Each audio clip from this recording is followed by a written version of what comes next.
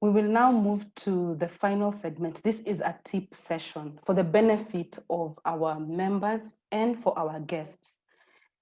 We typically have, over a period of time, tip sessions. And what this means is these are education sessions where we take the opportunity to learn from our members. Tonight, we have a tip session on a subject called Pathways. Pathways is a new program that Toastmasters has introduced, maybe not so new anymore, because I think it's becoming almost to 2 years since Pathways was introduced. The legacy program that we used for our speeches and for our leadership was replaced by Pathways. Many of our members tonight, I think actually all our members tonight, of the 4 speeches that you had, were speaking of the Pathways manual. They have identified certain paths that you will hear from Robert's delivery, and Robert will be assisting us to get well equipped with Pathways. And for some of us who use the legacy program and have been wondering, will we survive Pathways? This is Robert's opportunity to assist us to get started. Robert's tip session is entitled A Pathways Journey. He will take questions later in his presentation, so please stay alert, listen, and be ready to participate by sharing your questions. A Pathways Journey, Robert Karanja.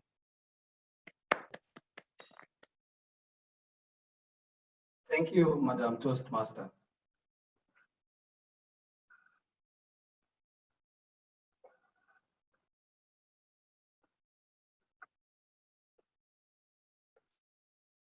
Why did you join Toastmasters? Why do you continue to renew your membership? Why did you attend this meeting this evening? You can post your responses in the chat, but I can bet overwhelmingly we are here to become more confident speakers and leaders. Pathways, the Toastmasters education program, is the means for you to achieve these goals. Having a map of how your Pathways journey is going to look like is going to make the experience much more enriching. I recently completed my level 5 in the visionary communication path. And this evening, I would like to give you that map. I'm going to highlight how you can gain the most out of the Pathways journey. I'll talk about my experience completing each of the levels and what I learned and what you can apply in your journeys. So let us start with the first one. In level 1, you're going to learn how to structure a speech. Before I started on the visionary communication path, I always memorized my speeches. This is how I used to work. I would write it all out, and then while practicing, I would memorize it word for word. I found that the process of writing the speeches will take a long time, and also the process of memorizing a speech as your practice would be quite a project. I found that this was not the right way to approach it. The recommended way was for me to mold my speech into the worksheet that was provided in the icebreaker project. And then rather than memorizing it while practicing, I will just learn the flow. I came to realize that having a clear structure made the process of writing a speech very fast, and also the process of delivering it, preparing for it, a pleasant one and an easy one. When you're completing your level 1 in Pathways, you're going to learn how to structure a speech in the icebreaker. You're going to learn how to receive and give feedback in the evaluation and feedback project. And then you're going to learn how to collect information and then use it in your speech to create a sense of credibility and also to add interest. After you've learned the basics from level 1, you can now proceed to level 2, where you learn about yourself. And this brings me to my second point. In level 2, you learn your unique style. For my level 2 on this path, I had to complete 3 projects. The first one was understand your communication style.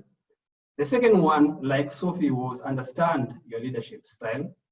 And the third one was introduction to Toastmasters mentoring. To complete each of these projects, I had to do a self-assessment and also reflect on my past experiences. I then would use this information to craft a speech. From the process of working through these three projects, I learned that it is very easy to communicate, to connect with an audience, and also to connect with an audience if you share your own personal experience. You also get a sense of conviction when you talk about things that are important to you. And so on your journey on Pathways, you're going to have to do a bit of introspection in the second level. And it is important that you go into it wholeheartedly. And you'll find your unique voice. You'll find your comfort zone as a speaker. And that will make you a very compelling speaker and leader. Once you've learned the areas that you're comfortable with, you're in a position to spread your wings and grow. And this brings us to the third level. In the third level, you're going to learn new skills through elective projects. I am most comfortable when I'm delivering an informational speech. Up to the point when I came to the third level of this path, I had never delivered a speech that was entirely a story. And therefore, I decided to challenge myself by selecting a project from the elective lists that required me to do exactly this. For that project, I told a story of how my first hike was challenging. And up to this date, it remains to be my all-time favorite speech.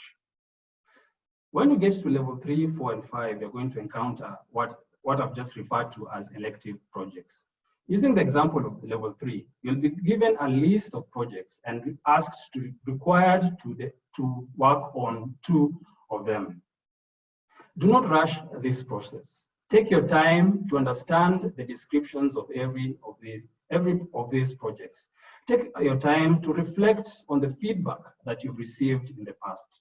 And then when you select the projects to pursue, select the ones that are going to help you to grow.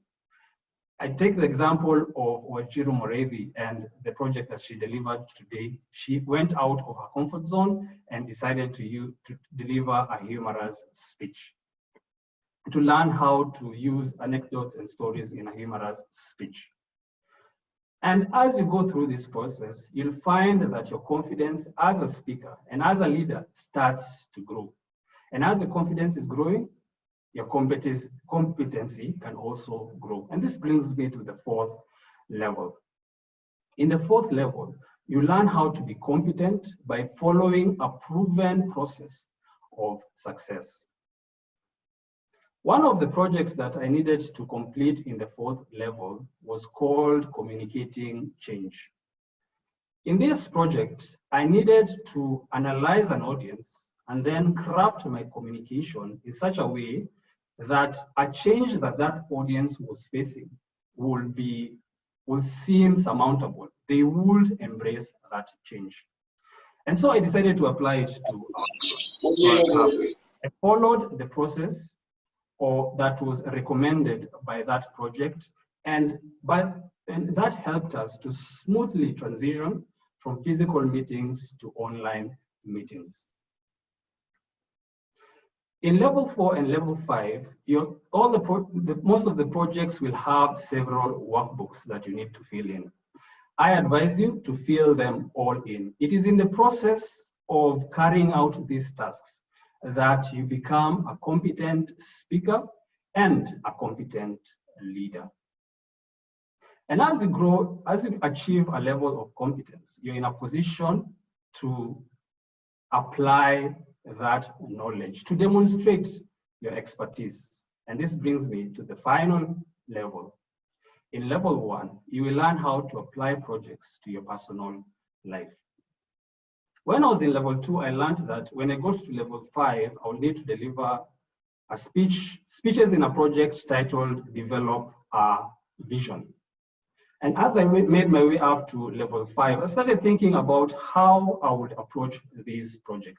And so I ended up deciding to focus on an area that is close to my heart, financial planning. And so in that project, I developed my professional vision of an on-demand online financial courses. And I advise you to do the same. Way before you get to level 5, you can find out what are the projects that you need to complete when you get to level 5 and start thinking about them. Figure out how you can add value to yourself or to your organization by applying those projects to yourself or your organization. Let me conclude. My goal tonight was to help you gain the most out of your pathways journey.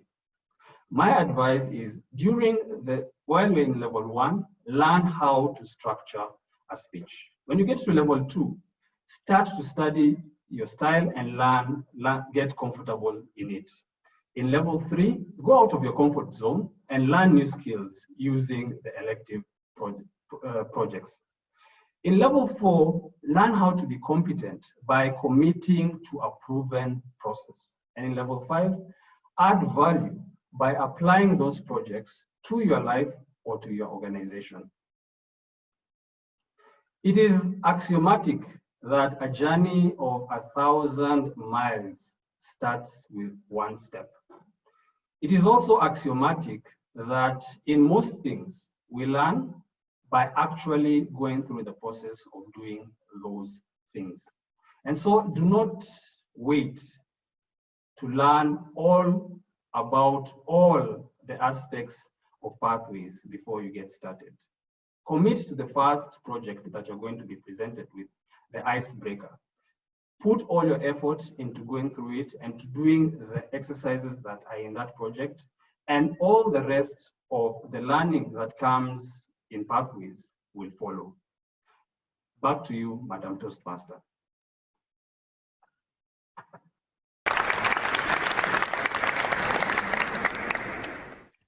Thank you, Robert. Robert is our immediate past president, and in SEMA Toastmaster circles, our pathways guru. He's so well versed in pathways that he's the right person to have given us this tip session. And I wonder if there are any questions from the floor, or if Robert, there are any questions that were sent to you directly, even before this meeting on the WhatsApp group that you would like to address. Maybe one or two.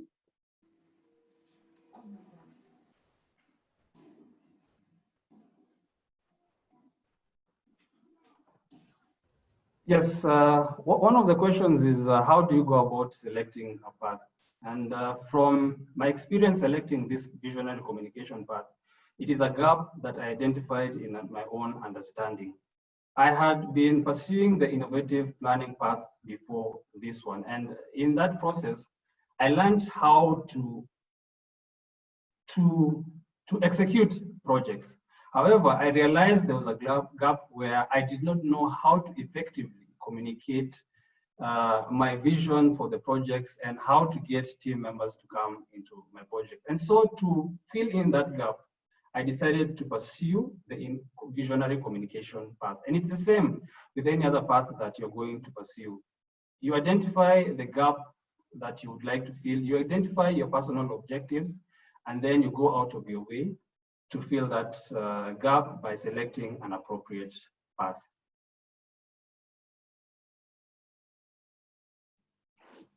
Yes, Jenny. Yes, thank you, Robert, for those tips. Very useful. My question is, and I like the encouragement that from level 3, I would try to do projects that of the areas that I'm not comfortable. So for example, for me, one of them is humorous because I have no humor in me. But my question is, if I'm doing a humorous speech, must I get a coach who is humorous or who is doing the humorous pathway, or can anybody coach anybody for any path? Thank you. I believe it is ideally before you can become a mentor to another member, you need to have completed a full path so that you become recognized as a mentor in that path. And so ideally, it will be best if you approach someone who has pursued that path. However, because most of the projects are quite interrelated between the paths, if the person you are pursuing has already completed that particular project, they are probably in a position to add value to your experience. Another question that is from the floor is whether you can change your path midstream. You can only change a path if you have selected it and you have not yet started on the projects in the path. At that point, you can send an email to Toastmasters International and they'll be able to change it to a new path. However, once you start pursuing projects in a path, it is not possible to change it.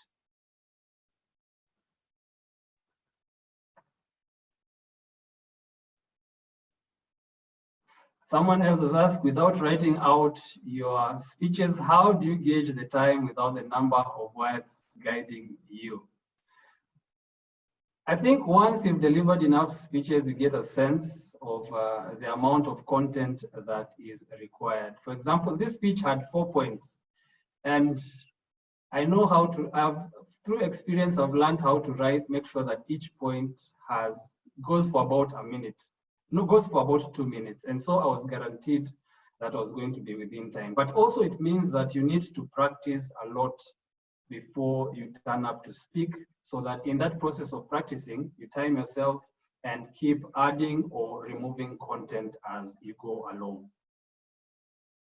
Yes, can you have more than one path running concurrently? Yes, you can have one.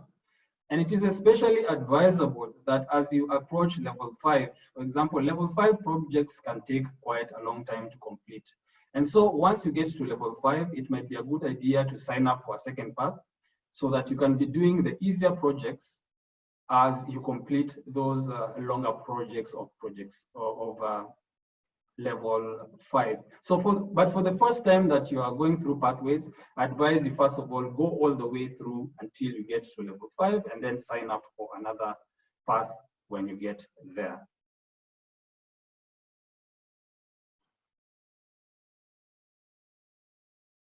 Can one use the speech for different projects by just improving them?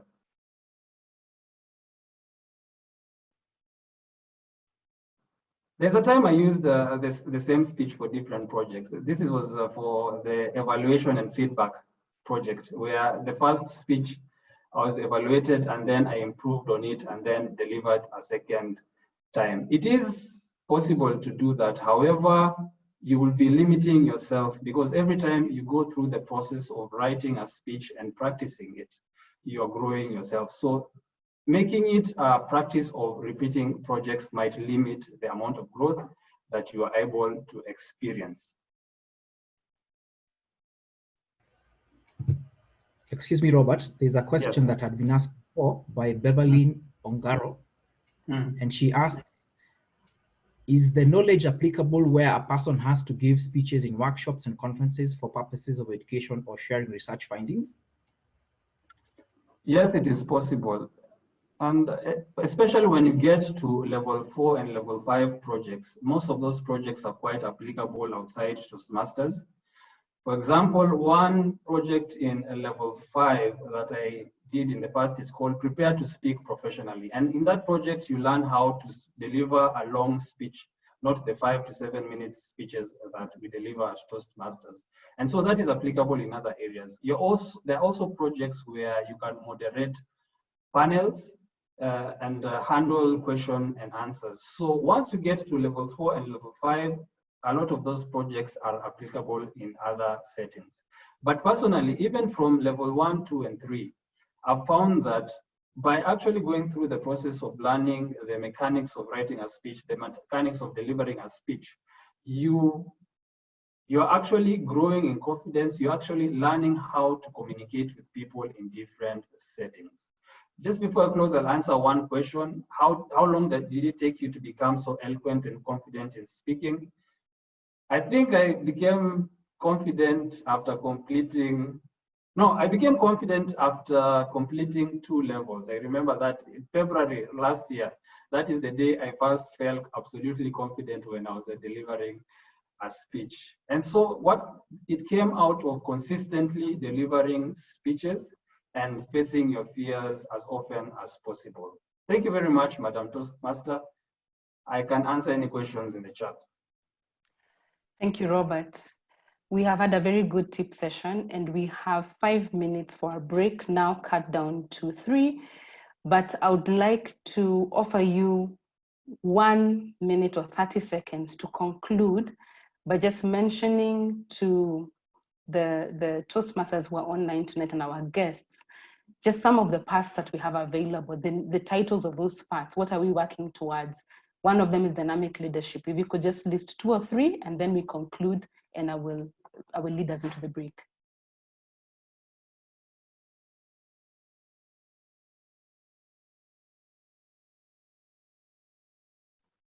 Sorry, was that directed at me? Yes, that's to you, Mr. IPP. My question is if you could list a few of the paths that we have under pathways, some of the guidelines, what we are working towards. One of them is dynamic leadership, but for the benefit of the audience tonight, if you could list a few of the interesting paths that we are all working towards that are available to us. Excellent. One of the interesting paths is engaging with humor, which I recently signed up to complete. You can also, there is also presentation mastery, which mainly focuses on your speaking abilities, and you only get to exercise your leadership through elective projects. You also have visionary communication, the one that I was recently pursuing, innovative planning, effective coaching, which I think Wanjiro Morede is currently pursuing, team collaboration, which I think our president is currently pursuing, and motivational strategies is also another path that is available. I think those are the ones that I can pick from the top of my mind. Thank you very much, Robert. I thought it would be very nice to cap off your tip session by listing some of them because I find them so exciting, such interesting things to work at. It keeps us as Toastmasters for many, many years going. There's so much to learn and there's no end to it. I can see that Mr. President has put on the chat a link that everyone can click on to see what is available under Pathways. I will now lead us into the break. Let's take a break for about, let's take 2 minutes, Madam Timer, after which we'll be back. Thank you.